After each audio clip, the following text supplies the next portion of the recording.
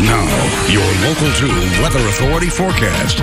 All right, thank you, Rebecca. Well, we are continuing to follow those rain chances out there this morning. That's going to be the big question. When does that rain arrive, and how much are we going to see? Well, for the time being, it doesn't look too good. It's just some clouds out there. The rain that we do see is well down to our south, but we're really waiting on this afternoon. That's our best chance to get some of those showers and storms back around for us, and that's when we'll be looking at a chance to pick up a little bit more rain. For now, most of this is down around Del Rio, south of the border, trying to move into our viewing area, but it's just not here quite yet. Now, yesterday we managed to pick up a pretty good amount off to our west. That's where we saw rain in the Guadalupe Mountains up towards southeastern New Mexico. Managed to pick up nearly a ½ inch there at the Guadalupe Pass. Most of the rest of us stayed fairly dry yesterday, though, and there is a chance, thankfully, that we could sort of fix that up, get a little bit more rain into the basin once we move towards this afternoon. But it's going to take a little bit of time, all the way through late morning, mostly clear, really not seeing much of that rain.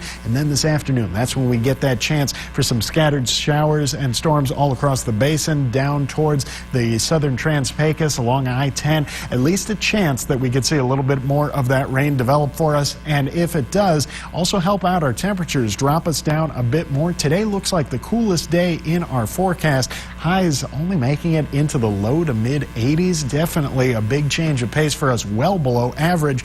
But we got to get that rain around first to really help us out. And the good news is, if we manage to miss out on the rain today, which is definitely a possibility, this is going to be pretty scattered. You might have some rain just 10 miles down the road and then none in your backyard. But after today, we get another chance for some more rain tomorrow, some more showers and storms stretching across the viewing area, and then into Wednesday morning. That rain lingering with us yet again pretty much every day this week. There's at least a possibility of rain in our forecast, which bodes well for us seeing some wet weather at one point or another, as long as we maintain that cold front to our south, the low pressure that's stretching off to our north, giving us that chance for some more rain off and on throughout the rest of the week. That's when things are going to keep looking good for us. Now, yesterday we were just a bit cooler. We saw those 80s for the most part across the state. A little bit warmer down to the south where that front really didn't pass through yet, but once it does, we're going to be looking at some more cool temperatures all across the board.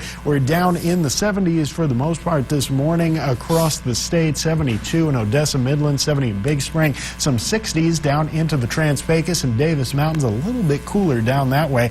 Good news is we're all going to be pretty cool once we move into this afternoon. Mid 80s to the north, mid 80s in the central basin, but once you get down into the southern Trans-Pecos, down by the Davis Mountains, that's where things really cool down. Only 79 for our high today in Sanderson, 77 in Fort Davis and Marathon, 78 in Marfa. Definitely pretty cool day by the time everything is said and done. Things are looking pretty good for us every day this week, all through the next 7 days. Mid to upper 80s. We see some lower 90s there Wednesday and Thursday, but at least we keep those rain chances in the forecast all the way through the end of the work week into this weekend.